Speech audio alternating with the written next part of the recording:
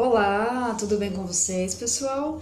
Nós vamos dar início ao conteúdo sobre pediatria, tá? E hoje nós vamos ter uma introdução, vamos ver como que funciona a ação da enfermagem dentro da pediatria, tá? Vamos lá? Pessoal, para começar, a pediatria é uma área de assistência médica, tá? Que presta serviços de assistência direta à criança e ao adolescente, tá? Até quando que atende? Normalmente até os 15 anos é considerado adolescente, tá? Na rede pública. A partir de 15 anos, 16, 17 em diante, é atendido por um clínico geral. Em algumas redes que são particulares, eles atendem até os 17 anos e 11 meses e 29 dias. Completou 18 anos, já passa a ser atendido por um clínico, um outro especialista que não seja pediatra, tá? A pediatria é dividida em dois tipos de cuidados: cuidados preventivos e cuidados curativos. O que são cuidados preventivos? São cuidados e ações para prevenir qualquer tipo de doença. Vocês conhecem alguns cuidados preventivos? Estão lembrando aí, né? Como, por exemplo, a vacinação, né? O calendário vacinal da criança e do adolescente, né? Em saúde comunitária, vocês vão conseguir verificar com muito mais detalhe o calendário vacinal, tá? Então, a vacinação é um cuidado preventivo. O que mais é um cuidado preventivo? Verificação, acompanhamento médico mensal do crescimento e do desenvolvimento da criança. Prevenção de acidentes por meio de orientações, conversas com os pais ou com os responsáveis, tá? Então, os cuidados preventivos vai visar imunização, prevenção de acidente, acompanhamento do crescimento e desenvolvimento da criança. A partir do momento que existe alguma patologia, que ocorreu algum acidente, já passa a ser cuidados curativos, que vai curar algum tipo de situação, patologia ou acidente, tá? Então, por exemplo, se essa criança sofreu algum acidente, ela vai ser atendida, né, por meios curativos lá na emergência pediátrica. Existe uma emergência pediátrica, é separadamente, né, de uma emergência adulto, tá? Se essa criança tiver alguma doença que já tenha nascido ou desenvolvido conforme o seu crescimento, como asma, bronquite, pneumonia, bronquiolite, hepatite, entre outras aí, né, doenças, ela se enquadra nos cuidados curativos, que terão ação medicamentosa, acompanhamento médico, tá? Pode ser realizado algum tipo de curativo, pode ser encaminhado para algum tipo de cirurgia, tá? A partir do momento que já existe uma doença, já existe alguma normalidade, passa a ser cuidados curativos. Essa é a diferença entre um e outro. Com relação aos cuidados curativos, pessoal, principalmente quando requer um processo de internação, né, que leva um tempo maior para a criança se recuperar, existem alguns cuidados com que a enfermagem tem que se atentar, tá? Então, a criança quando fica doente, principalmente se ela não fala ainda, qual é a maneira que ela demonstra que ela não está bem? Por meio do choro, da irritação, da prostração, tá? Então, a criança, quando ela está doente, ela fica um pouco mais chorosa, né?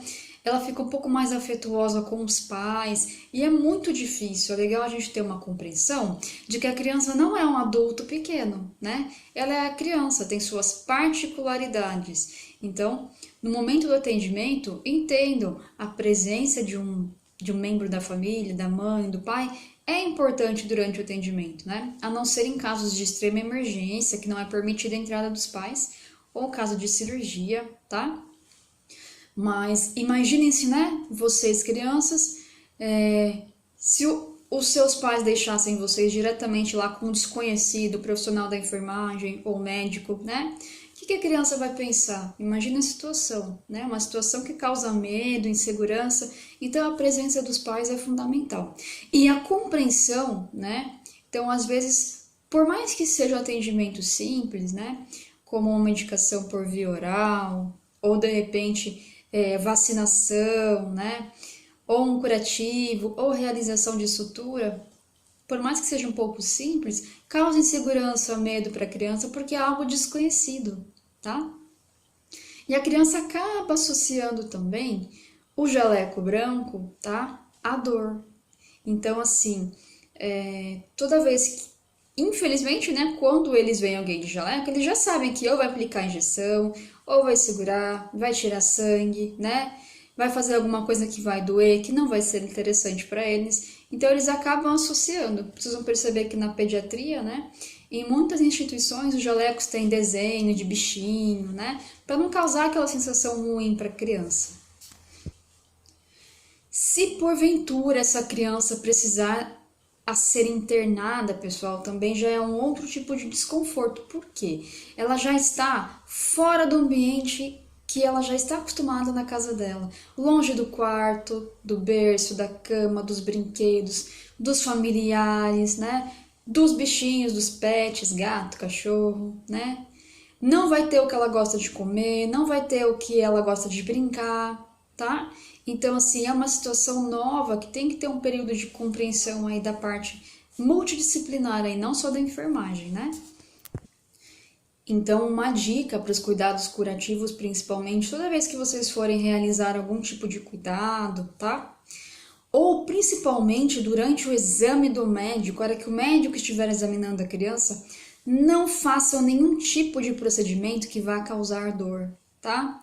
Porque a criança vai associar a dor ao exame médico. Então, toda vez que ela passar numa consulta simples, né, com um pediatra, ela vai associar a dor que ela sentiu e não vai querer ir. Vai chorar, né?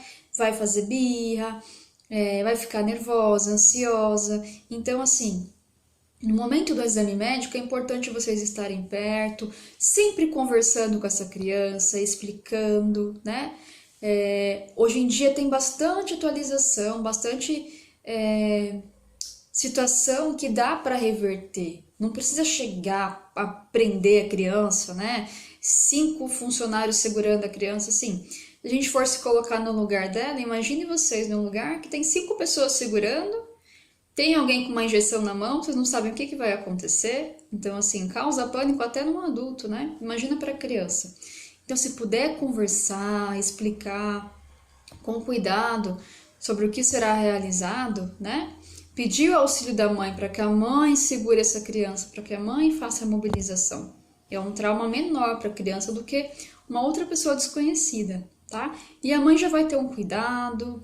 Se porventura vocês precisarem fazer restrição física, né? Tem situações que não tem como mesmo, a criança não vai colaborar e vai precisar de uma restrição física, sempre utilizem luvas e nunca utilizem diretamente as mãos, tá? Sempre com um lençol, um travesseiro, tá? Um apoio para não machucar essa criança, tá? Não tanto pela força aplicada, mas pelos movimentos que a criança vai fazer. Então, de repente, vocês estão segurando, a criança faz movimento de rotação, tá? Vocês acabam aumentando a força, ó, ficou vermelhinho aqui, tá vendo? Então, quando faz esse movimento aqui de rotação, ó, acaba lesando um pouco a pele. Então, de repente, lesa a pele da criança, os pais vão falar que vocês machucaram a criança vai ficar com essa noção também ruim da enfermagem, tá? Então, uma dica é procure não utilizar diretamente as mãos, tudo bem? Então, esses são os cuidados preventivos e cuidados curativos, tá? Nos cuidados preventivos, durante o acompanhamento, né?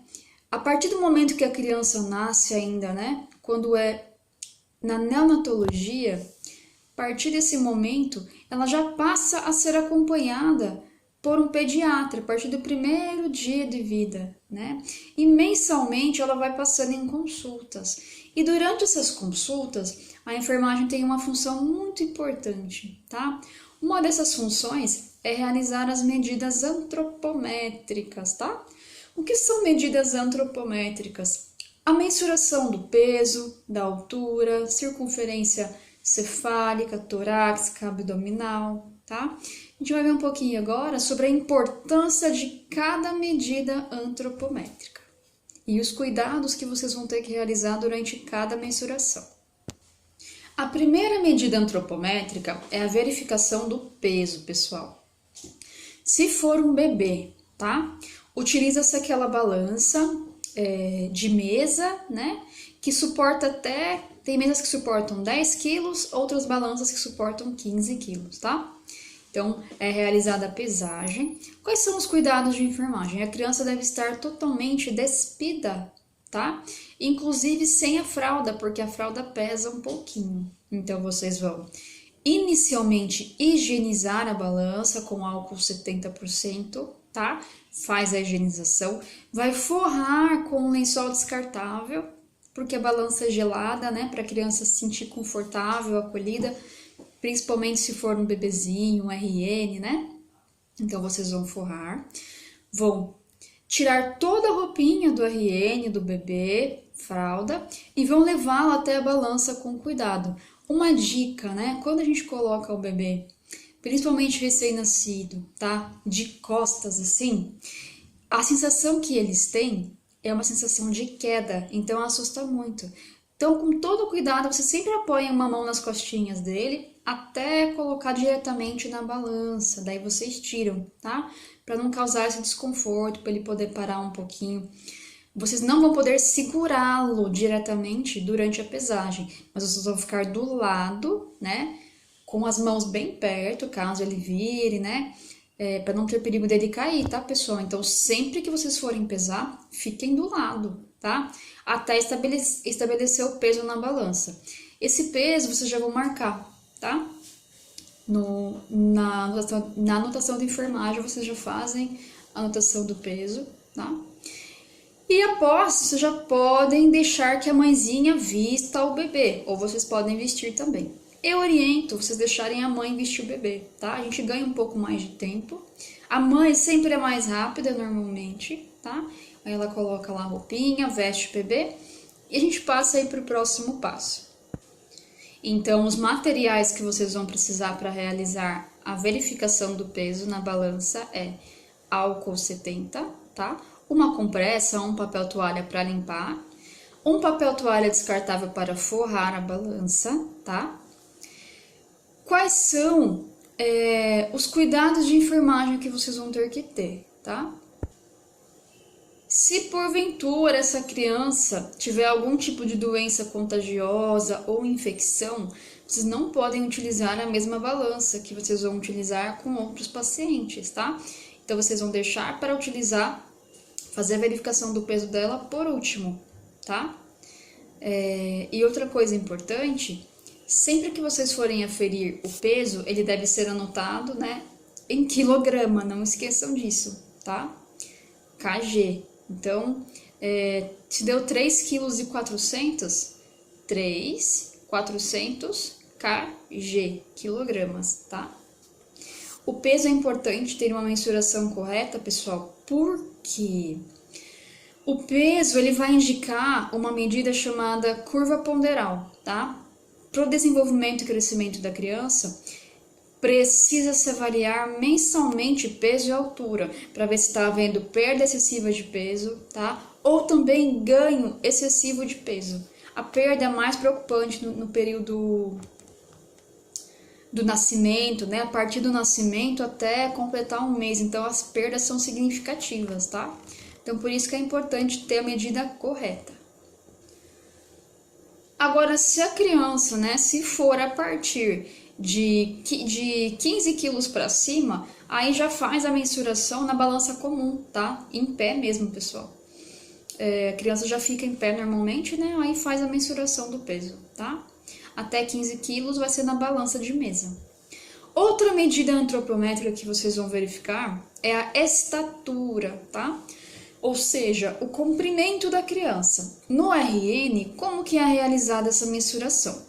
O RN deve estar também despido, logo após a verificação do peso ou antes, verifiquem a estatura também, tá? Então, ele vai estar sem as roupinhas, tá?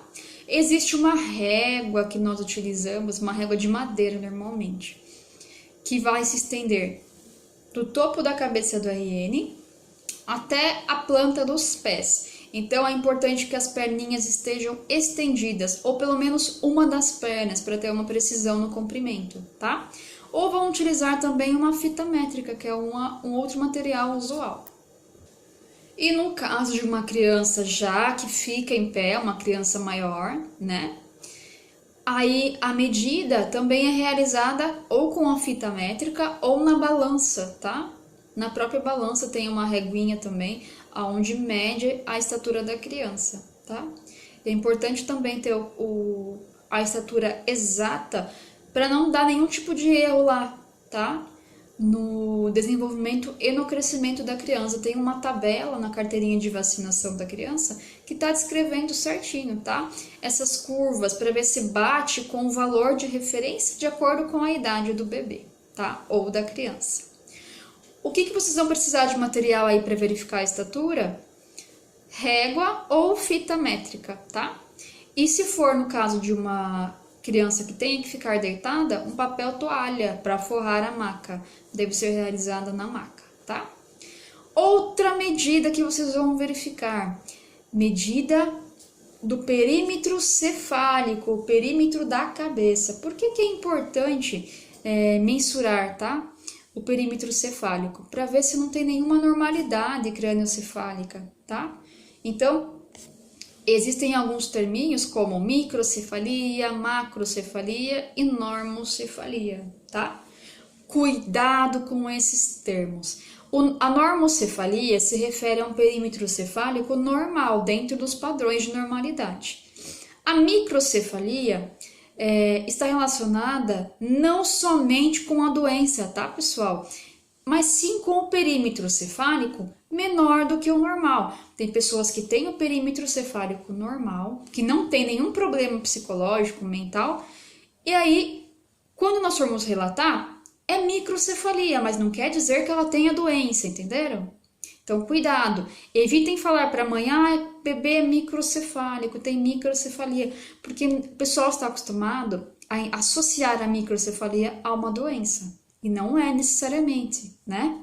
Então, assim, não tem pressão arterial, normotensão, hipertensão e hipotensão? O perímetro da cabeça também, né? Então, é normocefálico, tá? E microcefálico ou macrocefálico. E o macrocefálico é quando o perímetro está maior do que o normal. Não significa que também haja uma doença como hidrocefalia ou qualquer outra doença, tá? Tem pessoas que têm a estrutura do crânio maior do que o normal, tá? Então, cuidado com esses terminhos. Para vocês relatarem, dá certo. Para vocês falarem para os pais, para o responsável, acaba soando de maneira, tá, não tão legal assim. Para vocês realizarem a mensuração do perímetro cefálico, o material que vocês vão precisar é uma fita métrica, tá? Colocar o bebê em posição dorsal, deitadinho, vai passar por trás da cabeça a fita métrica e parar aqui na região central, tá? Da testa do bebê. Aí vão fazer a mensuração em centímetros, tá? Então, vocês sempre vão começar aqui da região occipital, lembra nessa região, aqui de trás, do osso occipital. E quando vocês forem passar para frente, tem que ser acima da sobrancelha, não aqui, tá, pessoal? Então, sempre acima da sobrancelha para poder ter a mensuração exata, o valor exato. Outra mensuração que vocês vão fazer é do perímetro torácico, tá? Então, essa mensuração vocês vão precisar da fita métrica, manter o bebê na posição dorsal, tá? Passar a fita métrica, como base, vocês vão ter a referência do osso externo, tá? Então, vocês passam a fita métrica. No bebê, dá para focar a mensuração bem no meinho dos mamilos, né? Então, tem um mamilo e o outro, vocês terminam aqui no osso externo, tá? Então, vocês passam a fita métrica e encontram as duas pontas aqui no osso externo para ver a medida exata do perímetro torácico, tá? Aí vocês vão também anotar essa medida em centímetros, tá? Para poder verificar se tem algum tipo de anormalidade no tórax, tá? Vocês vão conseguir identificar se tem alguma assimetria muito significativa, se tem um lado maior que o outro, um lado que expande mais do que o outro e pode estar indicando alguma doença pulmonar, tá? Ou má formação também óssea. Outra medida que vocês vão realizar é o perímetro abdominal, tá?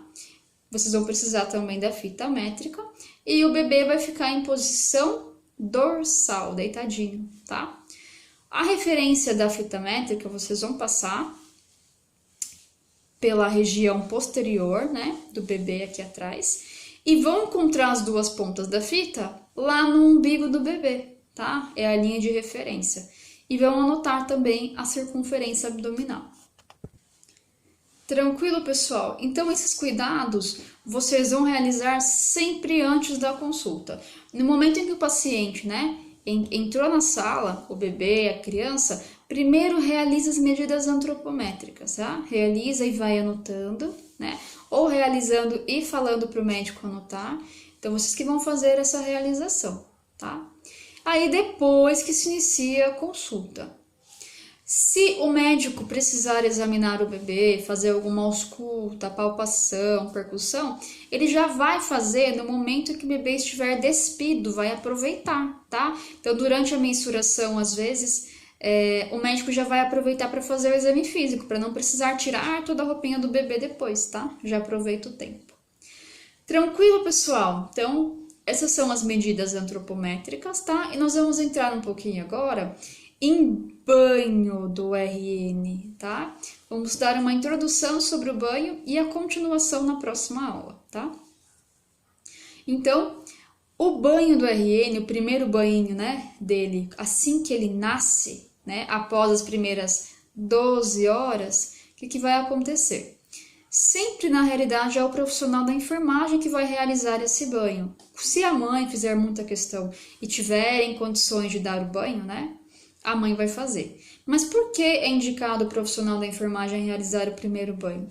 Para que ela possa ensinar, tá? A mãe, ou o pai, ou o cuidador dessa criança, o responsável. Existem mãezinhas que não sabem, né? Mães de primeira viagem que não sabem dar banho, as técnicas corretas. E os pais também, né? E até mesmo mãe que já teve seus filhos, né? E às vezes não sabem qual a melhor técnica para a realização. Então, nessa parte, vocês serão fundamentais, tá? E principalmente se for parto cesárea, a mãe ela vai ter um pouco de dificuldade para se levantar, para se movimentar, para carregar o bebê, tá? Então, em algumas situações, a mãe não vai dar banho no bebê no hospital, tá? Para evitar uma queda, para evitar a ruptura dos pontos, tá? Hipotensão. Então, a mãe só vai ficar olhando ali. O que vocês têm que entender, tá? O filho é da mãe, né? Então, durante o banho, quem vai escolher as roupinhas, os pertences da criança é a mãe ou o responsável, tá? Então, assim, por mais que a mãe esteja incapacitada, perguntem para ela, mãezinha, que roupa que a senhora quer pôr no bebê? Tá? Aí dá a bolsinha do bebê, leva até ela, ela vai escolher a roupinha que ela quer, tá, pessoal? Vamos ter um pouquinho de bom senso aí. Quais são os materiais que vocês vão precisar para realizar o banho do RN, tá? Primeiro, uma banheira, tá? Hoje em dia é bem interessante que o próprio bercinho da criança, que é um berço de plástico, tá? Ele vira uma banheira, é só tirar o colchão e colocar água, tá? É bem mais prático, já vem com o suporte, tá? É mais higiênico, cada bebê tem sua banheira, tá? Então, vai precisar de uma banheira, de água, tá? É muito importante lembrar sobre a temperatura da água, pessoal. Então, sempre que vocês forem verificar a temperatura da água, nunca verifiquem com essa região aqui das mãos, tá? Sempre verifiquem com essa região do punho. Por quê? Essa região é mais sensível, a gente consegue sentir se a água estiver muito quente, tá? Com a temperatura elevada. E nunca coloquem na superfície da água, sempre afundem para ver realmente a temperatura, tá? A água não pode estar fria e nem muito quente, porque causa queimadura de 2º grau no bebê, tá? Já vi várias situações de mãe, de cuidador, colocar o bebê, né, na água na posição dorsal, assim, né, com a costinha, os glúteos do bebê e acabar queimando, tá, pessoal? Então, sempre verifiquem a temperatura da água, tá?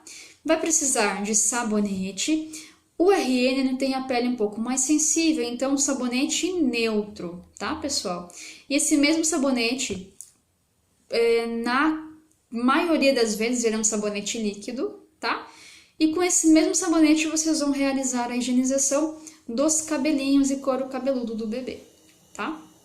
Então, vão precisar de álcool 70 e cotonete para quê? Para fazer a higienização do coto umbilical do bebê.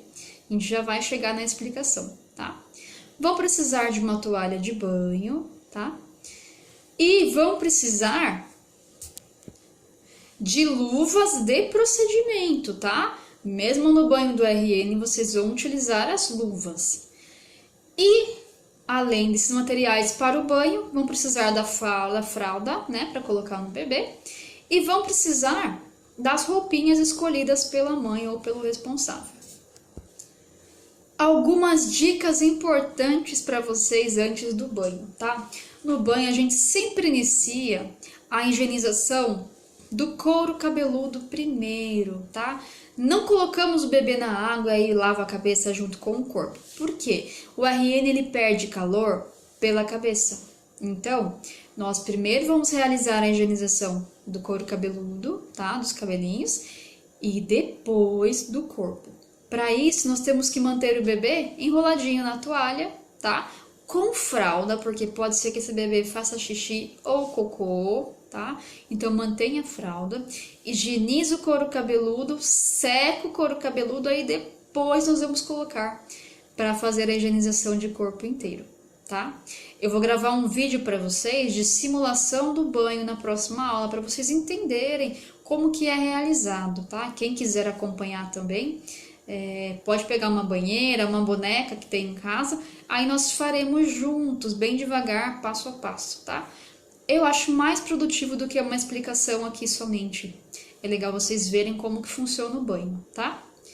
A outra dica que eu vou dar para vocês, fora essa, sempre realizar a higienização de olhos do bebê, tá? Dos olhinhos, primeiro face, depois o corpo, tá? Então, sempre no sentido céfalo-podal. Então, couro cabeludo, face do bebê. Aí nós podemos utilizar algodãozinho, tá, pessoal? Para limpar a região do olho do bebê, tá? Não passar sabão nos olhos, na boca, no nariz. Então, só com água mesmo. E outra coisa importante, existe um sebo no bebê chamado vernix, tá? Não sei se vocês já ouviram falar, já repararam. Esse sebinho é um limbo branco que fica no rosto, no couro cabeludo, na face, no corpinho. Por favor, não fiquem tentando remover durante o banho, fazendo fricção. Esse vernix, ele é uma proteção para o bebê. E tem o seu tempo, ele vai sair sozinho, não precisamos ficar estimulando, tá, pessoal? Existem bebês que nascem com pouquíssimo, outros nascem com muito vernix, tá? E outros nascem sem vernix algum.